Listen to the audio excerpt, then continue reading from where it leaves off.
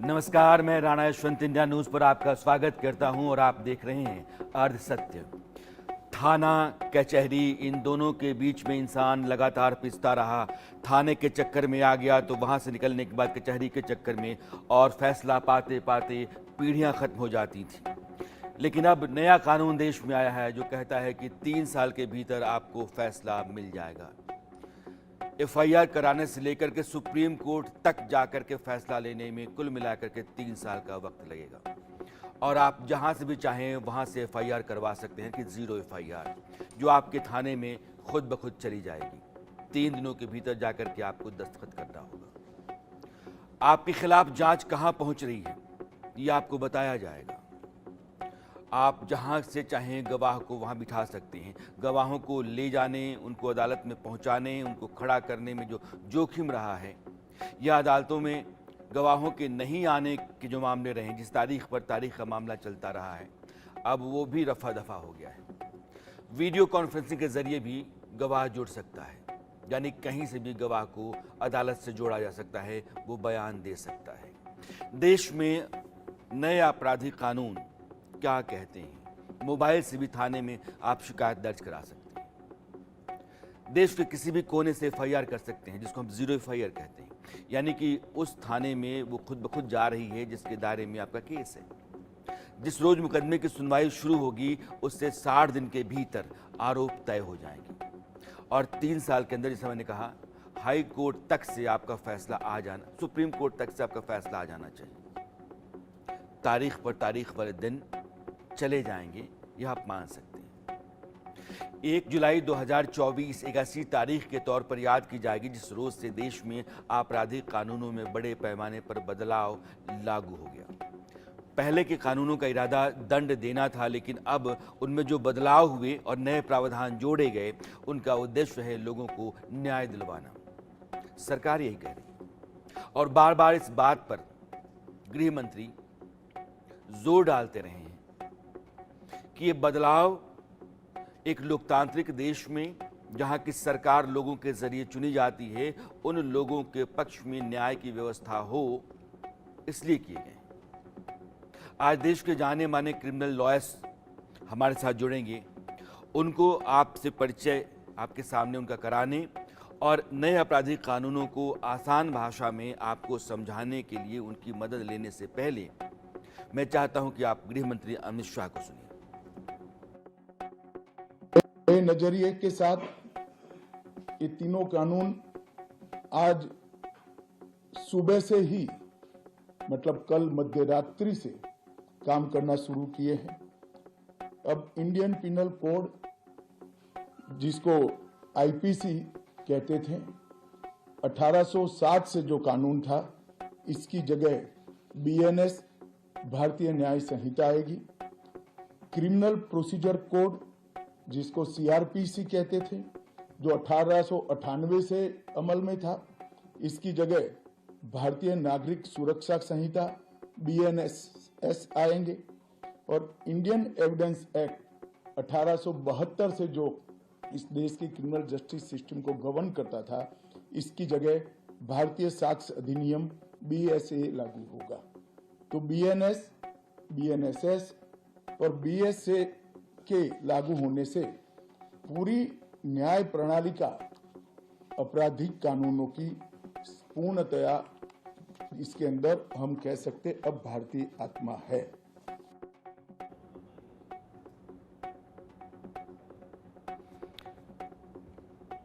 केरल और पश्चिम बंगाल, बल्कि तमिलनाडु और पश्चिम बंगाल, इन दोनों राज्यों के मुख्यमंत्रियों ने कहा कि संविधान में इस बात का प्रावधान है कि जो कानून बनाए जाएंगे वो अंग्रेजी में बनाए जाएंगे, लेकिन अंग्रेजी में नहीं है। ये तो भारतीय न्याय संहिता है, भारतीय नागरिक सुरक्षा संहिता है, तो इसको लेकर के सवाल होना चाहिए, और ये सवाल उनकी तरफ से रखा गया है। सवाल ये है कि जो कानून बनता है उसका इंटेंट क्या है, उसको अमल में लाने में दिक्कतें क्या हैं, एक आम आदमी को इंसाफ पाने तक में कितना वक्त लगता है, और उसकी ज़िंदगी में जो अभी बहुत सारे फसाद थे वो कितने कट रहे हैं, और कितना पूरा मामला आसान हो रहा है। गृह मंत्री कहते हैं कि ये जो कानून लागू हुआ है उसका जो मूल बिल आया था उसको स्थायी कमेटी के पास भेजा गया था। उसकी अनुशंसा पर मूल बिल में 93 बदलाव किए गए। अमित शाह कह रहे हैं कि भारत के इतिहास में किसी और कानून को पारित करने से पहले इतना विचार विमर्श किसी और बिल पर नहीं हुआ है। उनके मुताबिक 15 अगस्त तक केंद्र शासित प्रदेशों में भी इसे पूरी तरीके से लागू कर दिया जाएगा। यह इरादा है, यह लक्ष्य है। वे मानते हैं कि नए कानून से अपराध में 90% तक रोक लग सकती है। कारण यह है कि बार बार जो आदमी अपराध करेगा उसके लिए प्रावधान और सख्त होते चले जाएंगे, सजाएं बढ़ती चली जाएंगी। न्याय दिलाने की मुनादी करने वाले इस कानून के जरिए एफआईआर दर्ज किए जाने से लेकर सुप्रीम कोर्ट से इंसाफ पाने तक 3 साल से ज्यादा का वक्त नहीं लगना चाहिए, यह सरकार कह रही है। लेकिन अब मेरे साथ देश के जाने माने लॉयर महेश जेठमलानी साहब जुड़े हुए हैं। जेठमलानी साहब, पहले तो आपका मैं स्वागत करता हूं। लेकिन सरकार जो कह रही है कि 3 साल के भीतर वो इंसाफ दिला देगी। एविडेंस, एक आदमी जब एफआईआर दर्ज कराता है उसके बाद पुलिस की जांच शुरू होती है, फिर अदालतों की प्रक्रियाएं शुरू होती हैं, फिर उसको फैसला आता है। ये अगर बहुत छोटा और आसान हो गया है तो देश के आम आदमी को जरा आप समझाइए कि पूरा जो नया कानून है वो क्या कहता है। तारीख के तारीख यानी ये सिर्फ अभी प्रोसीजरल कानून है।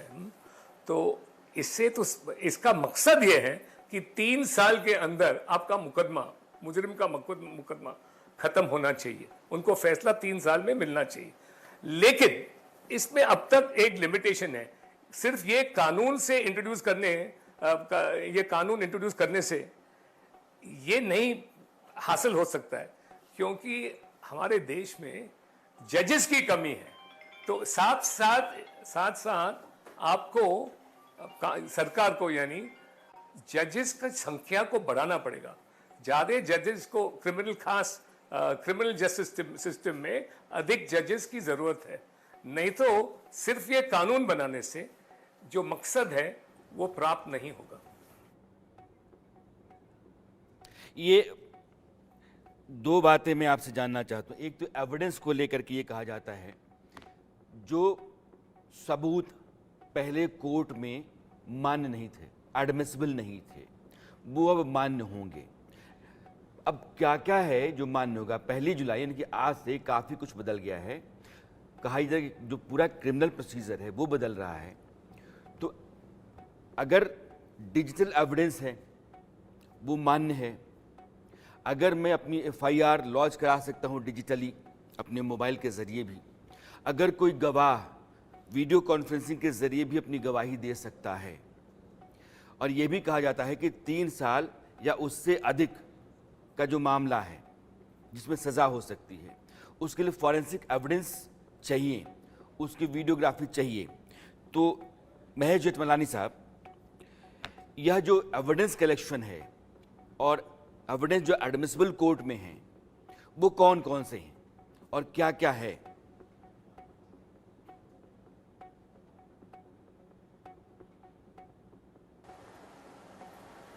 देखिए, इसमें जो है जो 2 थीम्स हैं इन नए कानून में। जहां तक प्रोसीजर की बात है, 2 मेन मुद्दे हैं। सबसे पहले कानून न्याय जल्द से जल्द पहुंचाया जाए, विक्टिम को भी और मुजरिम को भी। दूसरा, जो मॉडर्न टेक्निक्स हैं उनका इस्तेमाल करना, और उस जैसे इलेक्ट्रॉनिक मीडियम आ गए अभी, उसको एडमिसिबल करना इंडियन एविडेंस एक्ट के माध्यम से, और ना सिर्फ एडमिट करना लेकिन इसको दो तरफा जो है, स्टेट और मुजरिम दोनों के लिए ये फायदे की बात इसलिए होगी क्योंकि अब जैसे जांच के समय में, जांच के दौरान पहले पंचनामाज होते थे, किसी को सर्च करना होता था तो एक पंचनामा बना के 2 पंच विटनेसेस को लेकर जाना पड़ता था स्थान पे। अब ये सब ऑडियो रिकॉर्डिंग होगा, तो इसमें कोई गफला करने के बाद पुलिस कोई प्लांटिंग ऑफ एविडेंस नहीं कर सकती है। तो 2 थीम जो है इसमें, एक है स्पीड और दूसरा है fairness, integrity of the investigation. कि जांच बिल्कुल साफ और ईमानदार हो। ठीक है, मैं ये कह रहा हूं कि जो मॉडर्न टेक्नोलॉजी है, मेरा सवाल ये था कि गवाहों के लिए उसका इस्तेमाल किया जाएगा, उसको एविडेंस कलेक्शन के लिए इस्तेमाल किया जाएगा, उसकी वीडियोग्राफी कराई जाएगी, तो कितना स्पीडी ट्रायल हो सकता है, कितनी ट्रांसपेरेंसी इसमें रहेगी और कितना आसान होगा एक आम आदमी को इंसाफ पाने के लिए। मैं टेक्नोलॉजी के इस्तेमाल की बात कर रहा हूं। और ऑडियो वीडियो जो इलेक्ट्रॉनिक एविडेंस है वो सब एडमिसिबल होगा। अच्छा। डिले एक तरफ से, जैसे एक जो तरीका है जिससे स्पीड मुकदमा को जल्द खत्म करने में सफल रहेगा, वो ये है कि अब हर गवाह को आप वीडियो कॉन्फ्रेंसिंग पे गवाह देने की का इंतजाम करेंगे। तो पहले क्या होता था, काफी जो गवाह थे वो आते ही नहीं थे कोर्ट के दिन पे। कोर्ट समन देता था उनको सबूत देने के लिए, लेकिन वो पहुंच नहीं पाते थे। कभी कभी वो आउट ऑफ टाउन रहते थे, तो उनका आना मुश्किल हो गया था। अब हर गवाह, डिफेंस का हो या प्रोसिक्यूशन की तरफ हो, वो सब अब वीडियो कॉन्फ्रेंस पे अपना सबूत दे सकते हैं। यही मैं जानना चाहता हूं। ऐसे यानी मॉडर्न टेक्नोलॉजी के इस्तेमाल मॉडर्न टेक्नोलॉजी के इस्तेमाल जो पहले नहीं था, ये सब प्रावधान नहीं थे क्रिमिनल प्रोसीजर कोड में।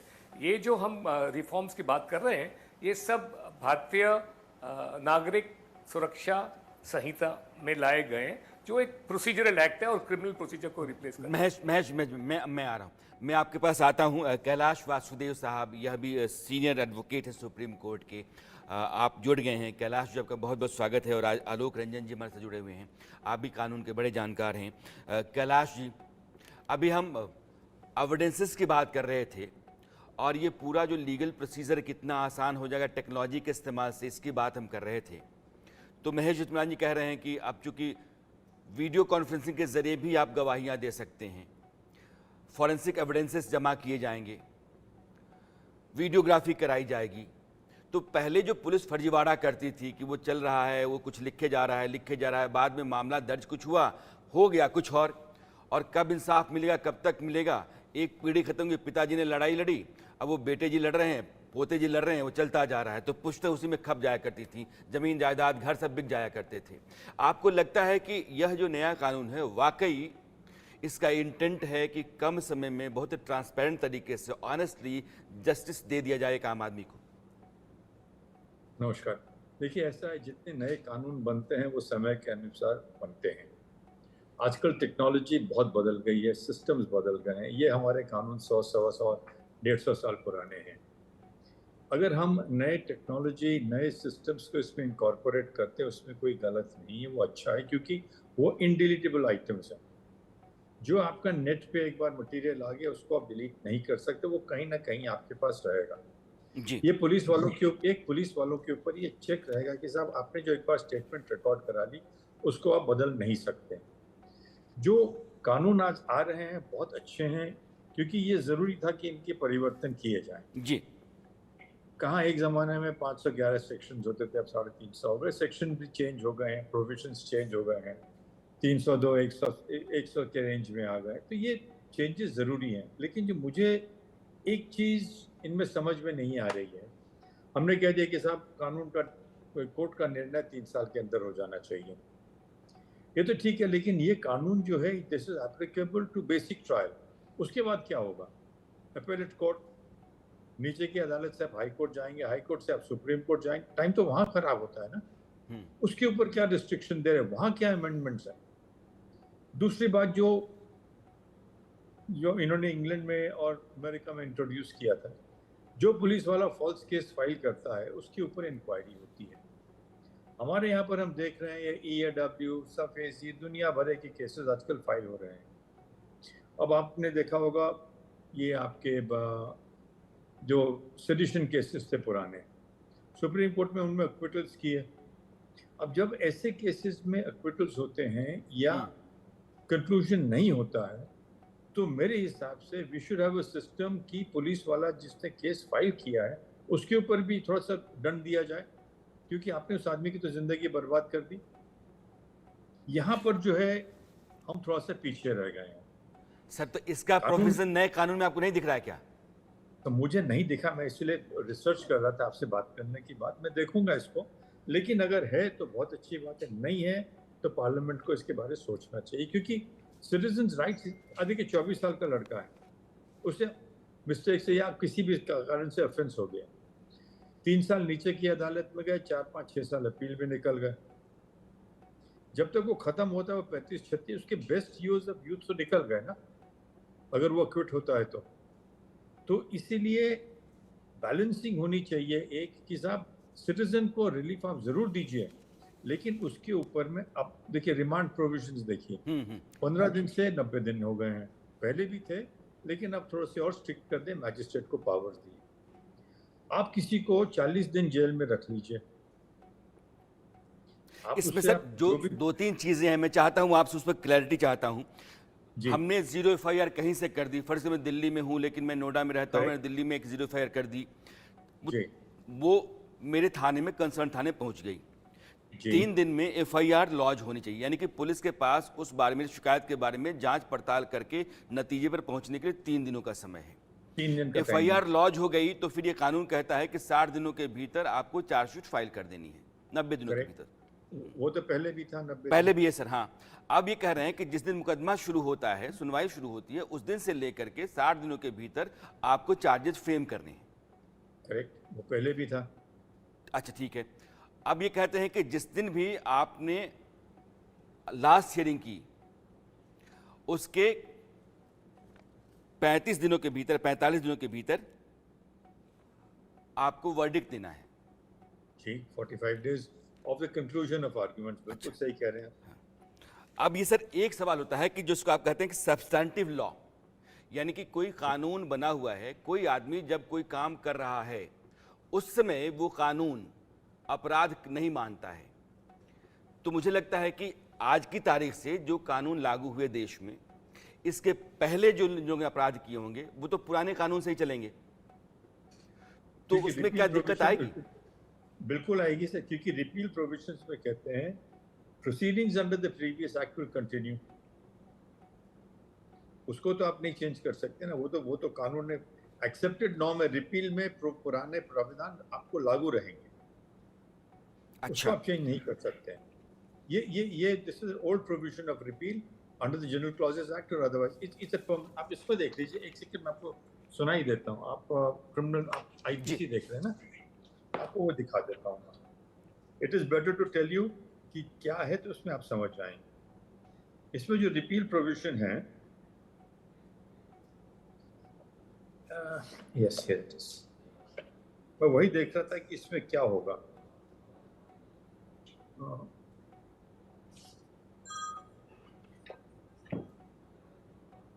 रिपील एंड सेविंग्स 358 आईपीसी में, IPC repeal, notwithstanding the repeal of the code referred to above, provisions of operation of the code so repealed, anything done thereunder, any rights on and so forth, notwithstanding such repeal, anything done under the and taken under the said act shall be deemed to have been done or taken under the corresponding provisions of this act. ये इन्होंने amend किया है।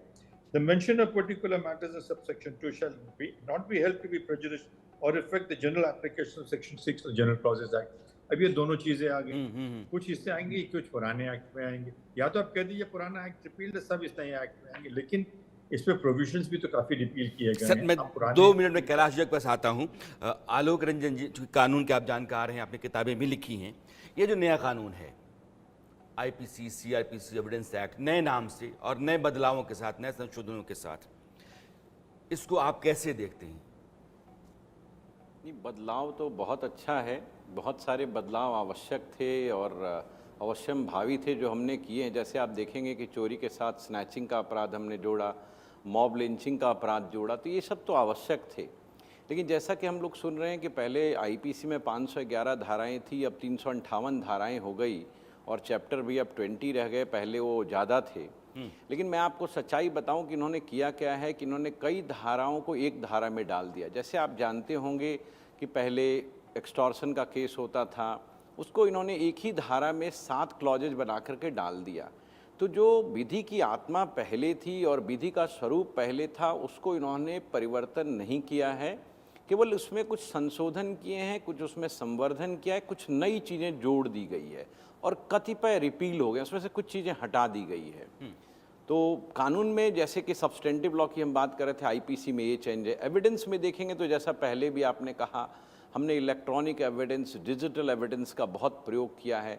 आप यदि पढ़ेंगे तो हमारे यहाँ एक प्राइमरी एविडेंस होता है जिसमें हमने इलेक्ट्रॉनिक एविडेंस को डाला है, हालांकि वो पहले भी था, लेकिन मैं आपको यहाँ बताना चाहूँगा कि इलेक्ट्रॉनिक एविडेंस तो हमने ला दिया, लेकिन उस इलेक्ट्रॉनिक एविडेंस की परीक्षा कैसे होगी, उसकी ग्राह्यता कैसे होगी, उसको हम स्वीकार कैसे करेंगे, उसको कलेक्ट कैसे करेंगे, इसके बारे में निचले पुलिस अधिकारी को, निचले कोर्ट को बहुत कुछ ज्ञान नहीं है। जो मैं देश भर में घूमता हूँ, जजेस से मिलता हूँ, उनकी ये शिकायत भी होती है कि साहब हमारे यहाँ स्टाफ इक्विप्ड नहीं है, कुछ इलेक्ट्रॉनिक एविडेंस को कैसे लाएगा और कौन से इलेक्ट्रॉनिक एविडेंस ग्राह्य हैं। तो ये बहुत सारे पेचीदे मसले अभी आगे आने वाले हैं।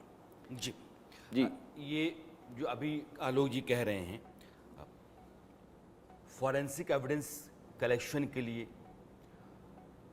एक बड़ा स्टाफ चाहिए।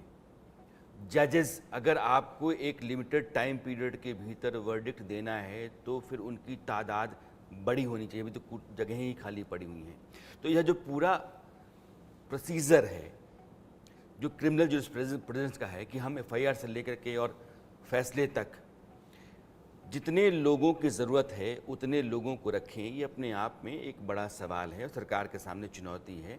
लेकिन कैलाश जी, कहा यह जा रहा है कि महिलाओं को लेकर के, बच्चों को लेकर के बहुत ही सख्त प्रोविजंस हैं अब, और महिलाओं भी। देखिए, मैं आपको इंटरप्ट करना चाहता हूँ यहाँ पर। जी। जो आपने कहा ना कि जजेस कम हैं या सिस्टम में हमको और लोगों की ज़रूरत है, जी, ये है कि हमको चाहिए स्टाफ मैनेजमेंट, हमको चेंज करना पड़ेगा।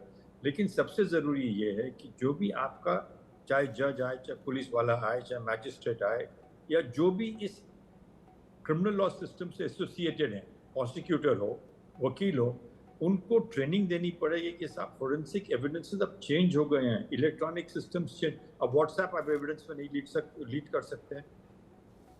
व्हाट्सएप मैसेजेस एविडेंस में नहीं गिने जाते हैं as per the present law, लेकिन हम लोग फिर भी कहते हैं व्हाट्सएप पे उसने ये कह दिया था।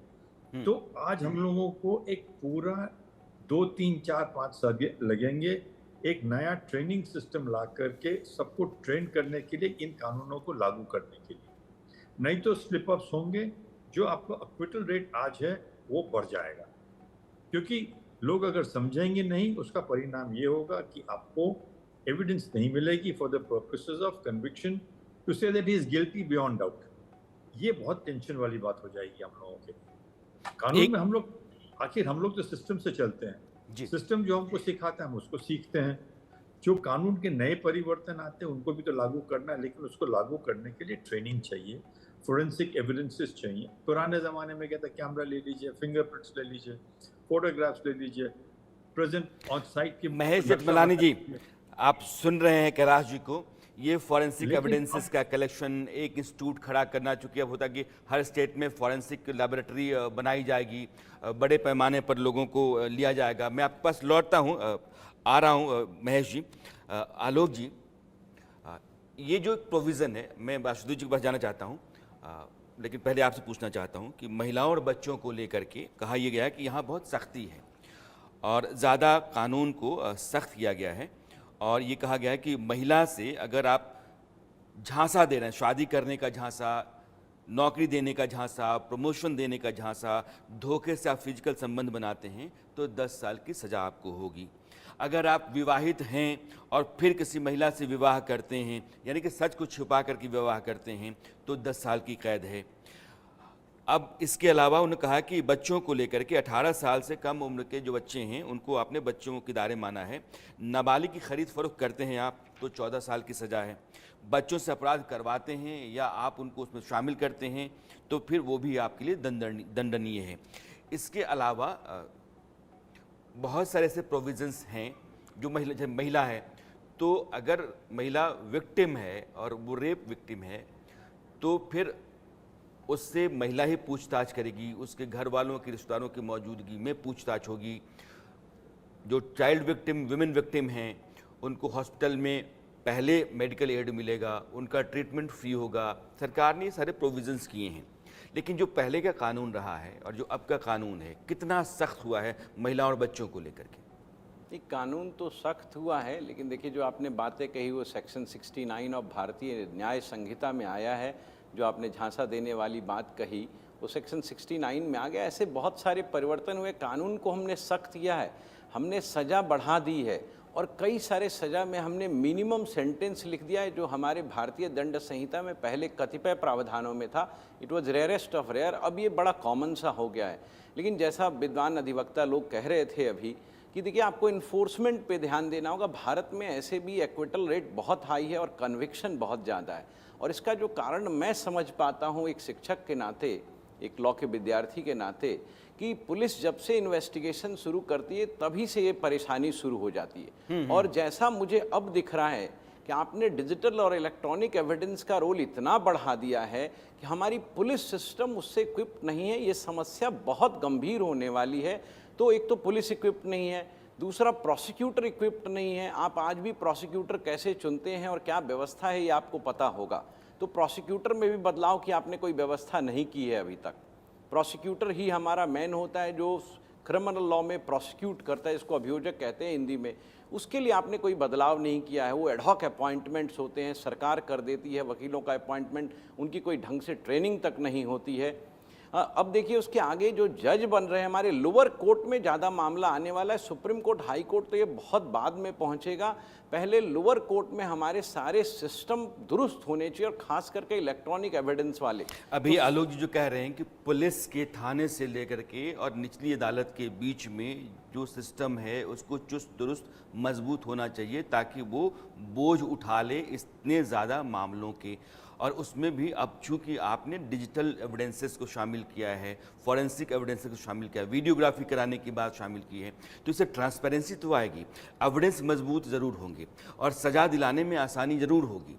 लेकिन वो जो व्यवस्था इसको लेकर के चल पाए, वो मजबूत और सक्षम हो, इसका बंदोबस्त भी सरकार को करना होगा।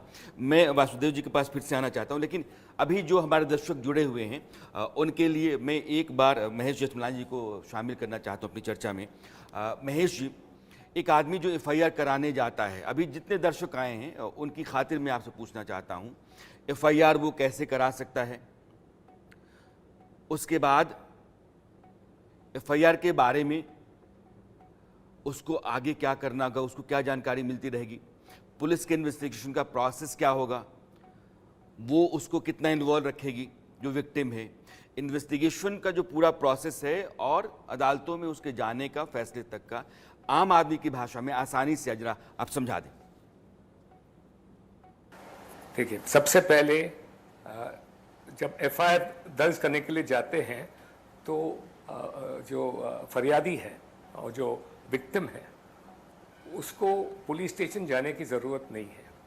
उनके सुविधा के लिए अब आप टेलीफोनिक कम्युनिकेशन यानी व्हाट्सएप से आप अपना शिकायत को दर्ज कर सकते हैं। तो पहले सुविधा ये है। दूसरा सुविधा ये है कि जो फरियादी है या विक्टिम जो है उसको जांच के थ्रू आउट इन्फॉर्म किया जाएगा कि जांच में प्रगति क्या हुई है, प्रोग्रेस क्या है। और 90 डेज के अंदर, ये तो कंपल्स 90 डेज के बाद उनको एक स्पष्ट स्टेटमेंट देना है कि आज की स्थिति में ये जांच कहां तक पहुंचा है आपके केस में। जहां तक रेप की बात है, इसका जो इन्वेस्टिगेशन है, sexual offences against women and children, इसको 2 महीने के अंदर जांच खत्म करना है। फिर जैसे मैंने कहा, उसके बाद मुकदमा को स्पीड लाने के लिए इलेक्ट्रॉनिक एविडेंस का इस्तेमाल किया जा रहा है। और फाइनली जो जजमेंट भी है, जो फाइनल वर्डिक्ट होगा मुकदमा के बाद, वो विद इन 30 डेज डिलीवर किया जाना है।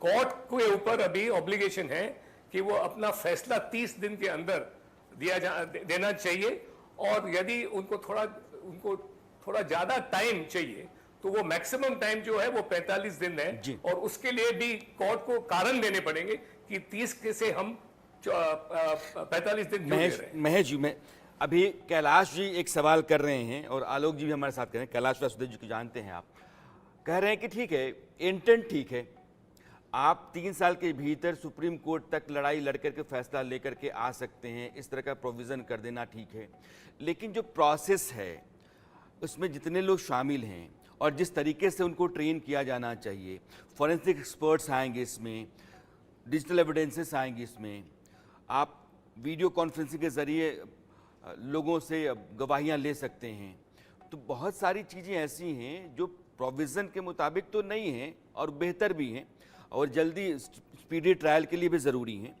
लेकिन उस तरह का अभी हमारा सिस्टम नहीं है और सिस्टम को तैयार किए बगैर आप चाहें तो अपना मकसद पूरा करना नहीं कर सकते। तो सवाल ये वासुदेव जी का ये है।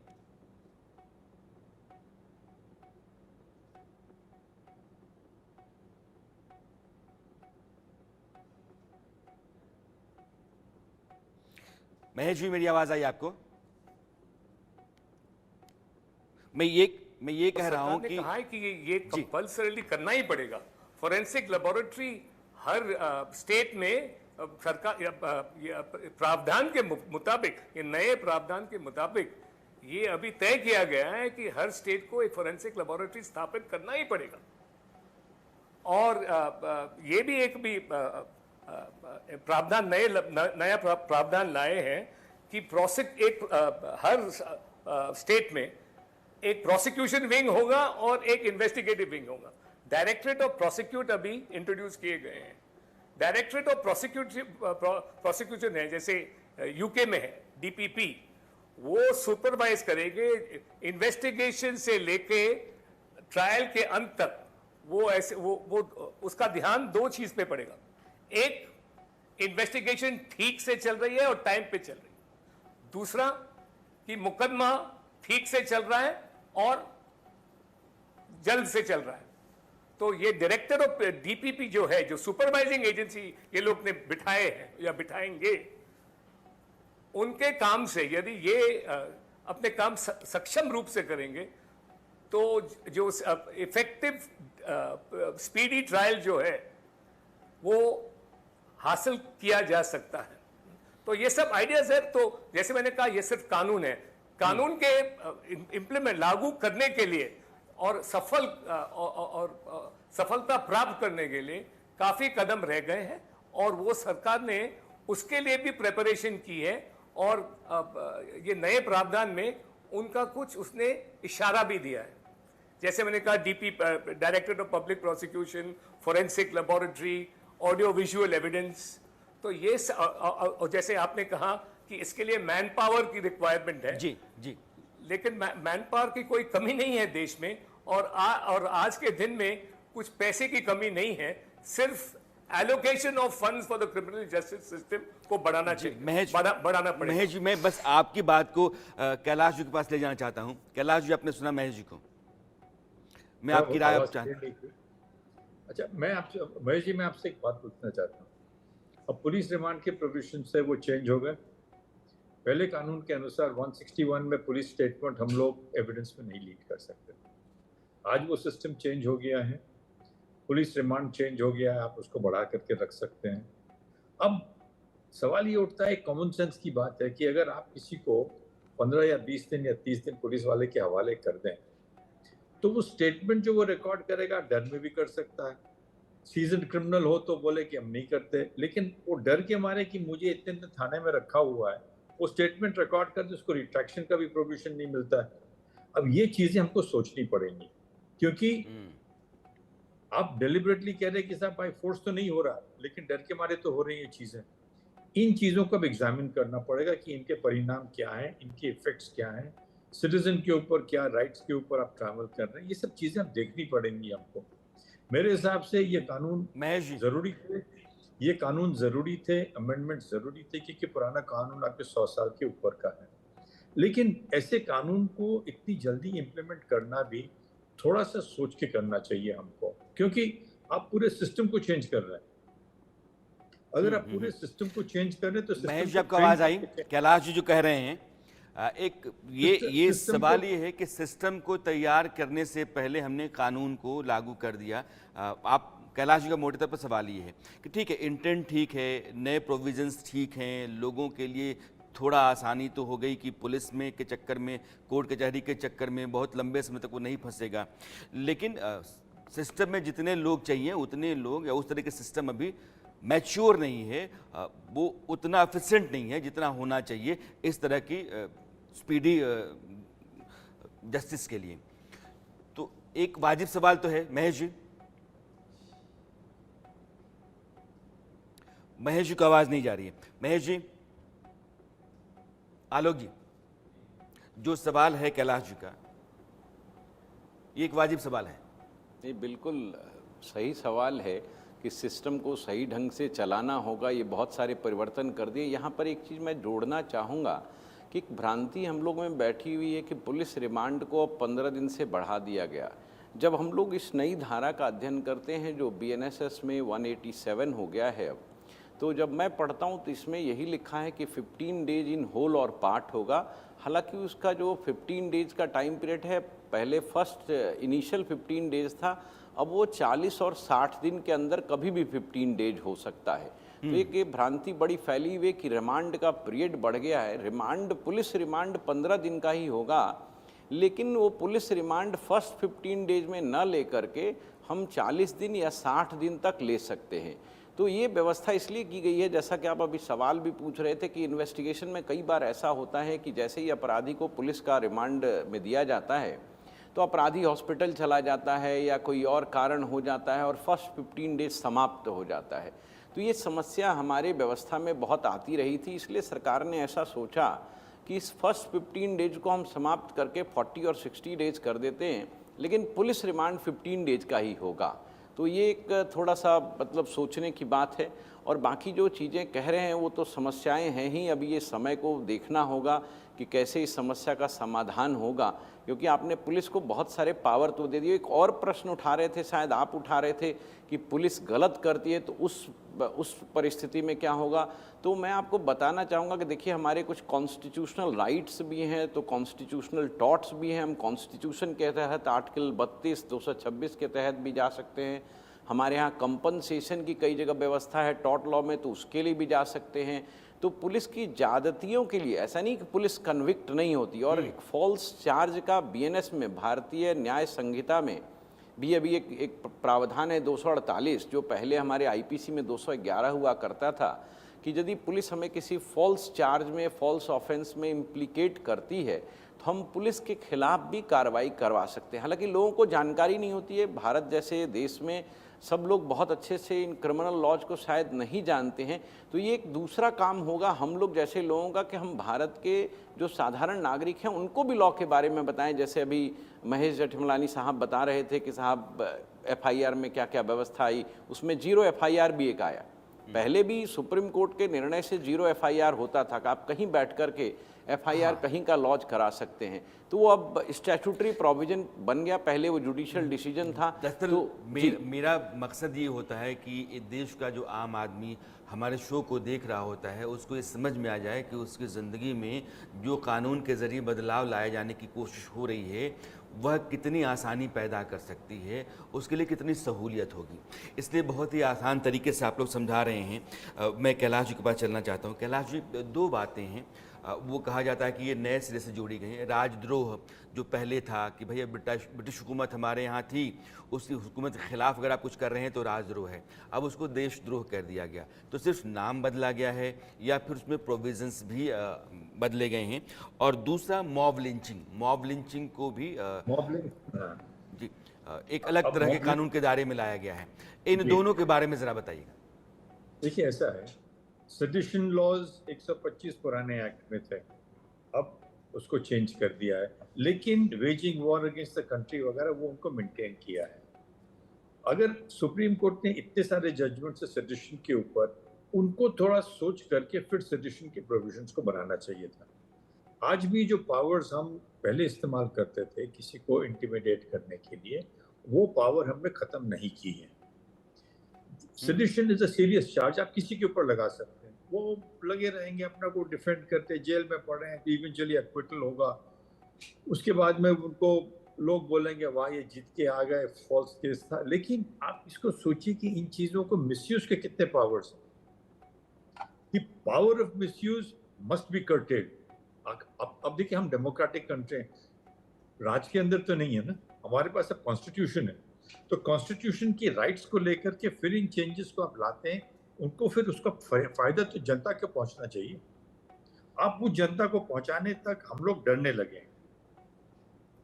आप आईपीसी में डेफिनेशंस देखिए, अब जो नए आए हैं, जो आपके जो नए संस्थान आए हैं, उनको थोड़ा सा सोच करके अगर हम करते तो शायद आगे के लिए हमारे लिए अच्छा होता। ठीक है, आप टेररिस्ट एक्ट ले आइए, आप अन्य एक्ट ले आइए, जिसके अंतर्गत आप दोस्त जो हो टेररिस्ट हैं उनको आप एक्शन लीजिए। लेकिन आईपीसी में जो प्रोविजंस इनकॉर्पोरेट किए थे आज से 150 साल पहले, वो किए गए थे कि ब्रिटिश राज को हम लोग बचा के रखें। आज राज को बचाने की बात नहीं है, हमको देश को बचाना है। देश को बचाना है किन के हाथ? जो हमारे ऊपर जुल्म करते हैं, जो हमारे टेररिस्ट एक्टिविटीज करते हैं। ये सब प्रोविजंस मेरे हिसाब से सुप्रीम कोर्ट के इतने सारे जजमेंट आते हैं सर, लेकिन जैसे आलोक जी, बहुत सारी यूएपीए के तहत जितने मामले आते थे, अब आतंकवाद, इसके लिए अलग से कानून आ गया है। तो यह जो राजद्रोह का मामला है, सरकार के खिलाफ अगर आवाज़ उठाते हैं आप, तो ज़रूरी वो राजद्रोह नहीं है। अब देशद्रोह है तो एकता, अखंडता, समाज के भीतर वैमनस्य पैदा करना, उस तरह खतरा पैदा करना जिससे देश को खतरा हो रहा हो, यह सब अब लाया गया है कि यह देशद्रोह है। तो इसके दोनों प्रोविजंस में क्या अंतर है? दूसरा ये है कि आतंकवाद यूएपीए के तहत जो मामले पहले थे, अब उनको अलग अलग कैटेगरी में रखा गया है, टेररिज्म को डिफाइन किया गया है। इसको ज़रा आप समझाइए। जी, इसमें ऐसा है कि जैसे आपने पहले कहा राजद्रोह वो अब देशद्रोह हो गया है, तो एक नाम का परिवर्तन हुआ। एक ये साइकोलॉजिकल, मेंटल आप कह लें कि एक प्रकार का वो सेटअप का चेंज है कि साहब राजद्रोह को देशद्रोह बना दिया।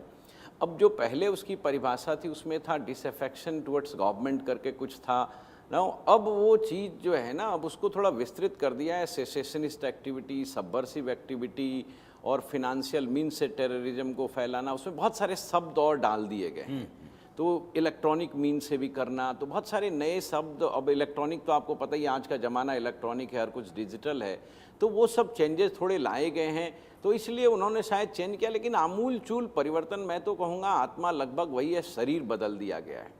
जहाँ तक टेररिस्ट एक्ट का सवाल है, तो एक तो मुझे ये समझ में नहीं आता कि इसको इन्होंने ऑफेंसेस अगेंस्ट बॉडी वाले चैप्टर में क्यों रखा है। और यदि ऑफेंसेस अगेंस्ट बॉडी वाले चैप्टर में रखा है, तो आप ऑर्गेनाइज्ड क्राइम और पेटी ऑर्गेनाइज्ड क्राइम को यदि देखेंगे तो वहाँ कार थेफ्ट भी है साहब, वो कार्ड स्कीमिंग भी है, वो कई सारे प्रावधान आ गए जिनका बॉडी से कोई रिलेशन नहीं। तो जैसा अभी आप हमारे सीनियर वकील साहब कह रहे थे, वासुदेव जी, कि साहब बहुत सारी चीज़ें जल्दी में कर दी गई, तो मुझे लगता है कि थोड़ा सा जल्दी में बनाया गया कानून है, जिसमें बहुत विचार विमर्श शायद नहीं हो पाया है। क्योंकि जब मैंने वो प्रावधान पढ़ा तो उसमें प्रॉपर्टी से रिलेटेड बहुत सारी चीज़ें थी, बहुत सारे फाइनेंशियल रिलेटेड चीज़ थे, और उसको बॉडी रिलेटेड ऑफेंस। लेकिन आलोक जी, जब गृह मंत्री कहते हैं कि इस पर बहुत लंबी चर्चा हुई, देश में कोई भी कानून लाए जाने से पहले बिल पर इतनी लंबी चर्चा कभी नहीं हुई है जितनी लंबी चर्चा इस बार हुई है। तो उनका कहना ये है कि इसको बहुत सोच विचार करके लाया गया है, और जाहिर है कानून के जानकार लोग ही इसमें शामिल रहे होंगे। सरकार का इंटेंट ये है कि हम आपको इंसाफ दिला पाएं, और ये लंबा मामला जो चलता रहा पीढ़ी दर पीढ़ी का, मैं आपको बताना चाहूँगा कि इतनी लंबी चर्चा हुई है कि इन्होंने जो ड्राफ्टिंग है उसमें भी गलत कर दिया है। यदि आप बीएनएस की धारा 2 देखेंगे तो इन्होंने अल्फ़ाबेटिकल ऑर्डर में उसको लिखा है। अब आप बताइए कि पहले अल्फ़ाबेटिकल ऑर्डर में इलीगल आएगा, डिक्शनरी ऑर्डर में, या इंजुरी आएगा, उसको भी इन्होंने गलत लिखा है।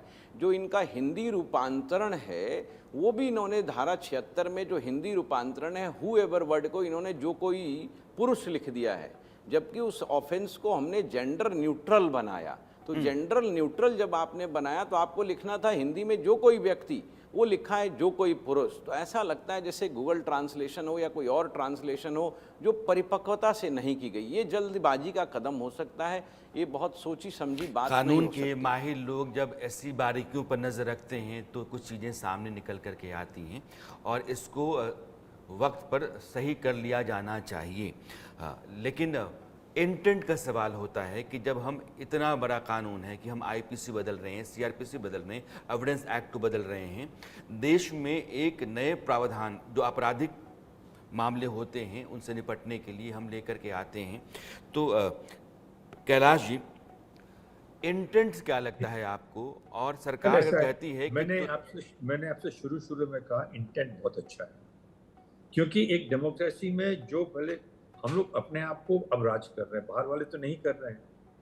अगर हम अपने आप को अपनी सरकार चला रहे हैं, अपनी सरकार को इलेक्ट कर रहे हैं, तो हमारा फर्ज बनता है कि हम अपने देश के देशवासियों को प्रोटेक्ट करके रखें against all crimes and heinous offences.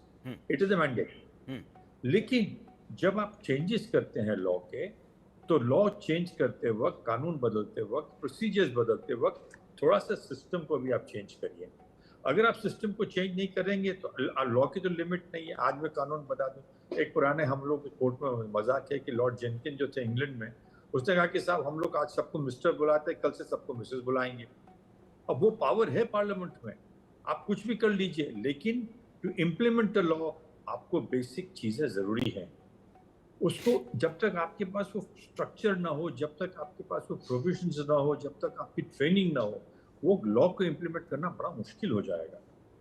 मुझे ये नहीं चाहिए कि लेकिन कैलाश जी, एक और भी सवाल है कि जो हमारा ये लस्त पस्त जर्जर सा सिस्टम है पुलिस का, अदालतों का, उसमें आदमी पिसता रहता है। मैं मान सकता हूं कि अभी सिस्टम पूरी तरीके से एफिशिएंट नहीं बनाया गया है, लेकिन कानून में इतने बदलाव हैं कि चीज़ें धीरे धीरे बेहतर हो सकती हैं।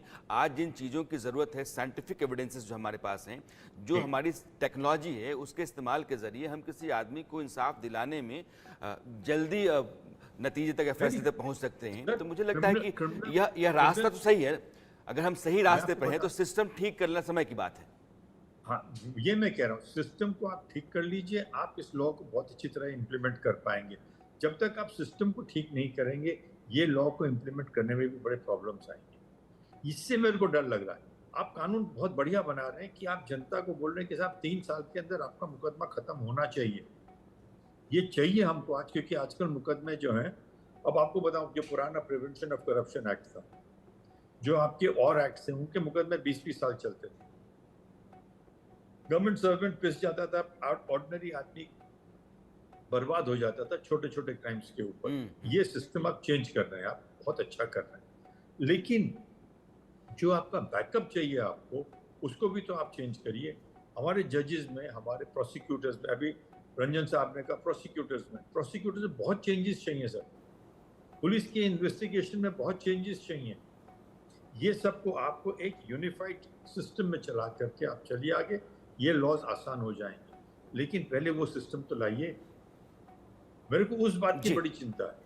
ये कैलाश जी जो कह रहे हैं, मुझे लगता है कि ये बहुत ही मुनासिब सी सलाह है कि सिस्टम को दुरुस्त कर लीजिए। कानून सही बन रहे हैं और इनके ज़रिए बेहतरी की उम्मीद की जा रही है और होगी भी। आसान पुलिस के भीतर या पुलिस के दायरे में जो इंसान फंसा रहता है, अदालतों में जो चक्कर काटता रहता है, उसकी ज़िंदगी के लिए यह कानून आसान रास्ता तैयार कर रहे हैं। आलोक जी, चलते चलते आपका लास्ट रिमार्क्स मैं चाहता हूँ। जी, जैसा कि अभी हमारे सीनियर वकील साहब वासुदेव जी कह रहे थे इस बात पर, कैलाश वासुदेव जी, बिल्कुल सही कहा आपने। और मैं यही कहना चाहूँगा कि मानसिकता में परिवर्तन लाना पड़ेगा। पुलिस को और प्रोसिक्यूटर को खास करके सेंसिटाइज करना पड़ेगा। आप देखिए, मेन कलेक्शन ऑफ एविडेंस कौन करता है? ये पुलिस का काम है। यदि हमारे पास साक्षी नहीं होंगे तो न्यायालय क्या कर लेगा? मैंने सुना है कई जजेज को भी कहते हुए, साहब हमारे पास साक्षी नहीं आता है तो हम कैसे किसी को कन्विक्ट करें, कैसे उचित निर्णय करें? और साक्ष्य के अभाव में एक्विटल रेट हमारे यहाँ बहुत ज़्यादा है। तो मुझे लगता है कि सेंसिटाइजेशन की बड़ी ज़रूरत है। उनको ट्रेनिंग, जो आप सिस्टम की बात कह रहे हैं, शायद सर भी यही कह रहे हैं कि सिस्टम से वो समझ रहे हैं कि साहब इन लोगों को खास ट्रेनिंग चाहिए, खास इनको ज्ञान चाहिए, और इनको खास करके डिजिटल एविडेंस और मॉडर्न टेक्नोलॉजी का जो आज यूज हो रहा है, उसकी बहुत अच्छी ट्रेनिंग चाहिए। आप इलेक्ट्रॉनिक एविडेंस का प्रावधान कहा यह गया है कि 40 लाख लोगों को ट्रेन किया गया है, उसमें से 5-5 लाख लोग तो वो हैं जो पुलिस महकमे और जेलों के भीतर काम करने वाले लोग हैं। तो अब ये है कि हमारे दोनों मेहमान जो कुछ कह रहे हैं, आप दोनों, कैलाश जी आपका, अरुण जी आपका, समय की पाबंदी मेरे पास है कि हम आगे नहीं बढ़ सकते। आप दोनों जुड़े, हमारे दर्शकों को आपने इस बात को ठीक से बताया कि जो नए कानून बने हैं उन कानूनों में आम आदमी के लिए कितनी गुंजाइश बेहतरी की बनी है। आप दोनों का बहुत बहुत शुक्रिया। ये सेंसिटाइज करने का भी मामला है। सिस्टम में जितने लोग चाहिए उन लोगों को लाना, उनको ट्रेन करना, सेंसिटाइज करना कि आप दरअसल इस काम के लिए हैं और ये समाज या देश आपका है। जो आदमी विक्टिम है, उस विक्टिम के प्रति आपकी अपनी एक जिम्मेदारी है, उसको गंभीरता से आपको समझना भी चाहिए। तो ये सेंसिटाइजेशन और उनको ट्रेन करके एफिशिएंट बनाना, यह दोनों यह इस कानून के लागू किए जाने में और इसका फ़ायदा आम आदमी को मिले उसकी खातिर बहुत ज़रूरी है। लेकिन अच्छी है, ये राह अच्छी है, मंजिल अच्छी होगी, यह बात हमारे एक्सपर्ट्स कहते रहे हैं। अरसद में आज इतना ही। मेरी आपकी मुलाकात कल फिर होती है, तब तक के लिए हमें दीजिए विदा। नमस्कार।